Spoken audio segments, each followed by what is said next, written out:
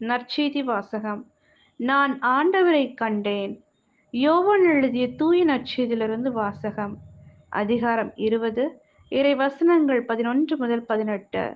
அக்காலத்தில் மரியா கல்லறைக்கு வெளியே நின்று அழுது கொண்டிருந்தார். அழுது கொண்டே கல்லறைக்குள் குனிந்து பார்த்தார். அங்கே வெண்ணாடை அணிந்த 2 வானதூதரை அவர் கண்டார். இயேசுவின் உடலை வைத்திருந்த இடத்தில் ஒருவர் தலைமாட்டிலும் மற்றவர் கால் மாட்டிலுமாக அவர்கள் அமர்ந்திருந்தார்கள். அவர்கள் மரியாவிடம், அம்மா, ஏன் அழுகிறீர் என்று கேட்டார்கள்.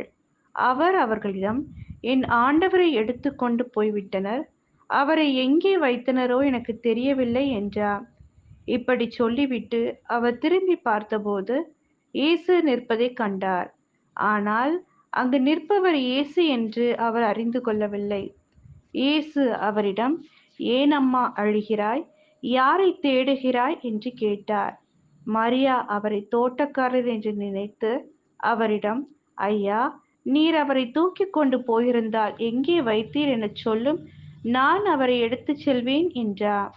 இயேசு அவரிடம், மரியா என்றார். மரியா திரும்பி பார்த்து, ரபூனி என்றார். இந்த எபிரேய சொல்லுக்கு போதகரே என்பது பொருள். இயேசு அவரிடம், என்னை இப்படி பற்றிக் கொள்ளாதே. நான் என் தந்தையிடம் இன்னும் செல்லவில்லை. நீ என் சகோதரர்களிடம் சென்று அவர்களிடம், என் தந்தையையும் உங்கள் தந்தையையும் என் கடவுளும் உங்கள் கடவுளுமானவரிடம் செல்லவிருக்கிறேன் என சொல் என்றார். மகதல மரியா சீடரிடம் சென்று, நான் ஆண்டவரை கண்டேன் என்றார். தம்மிடம் இயேசு கூறியவற்றையும் அவர்களிடம் சொன்னார். இது கிறிஸ்துவின் நற்செய்தி. கிறிஸ்துவே உமக்கு புகழ்.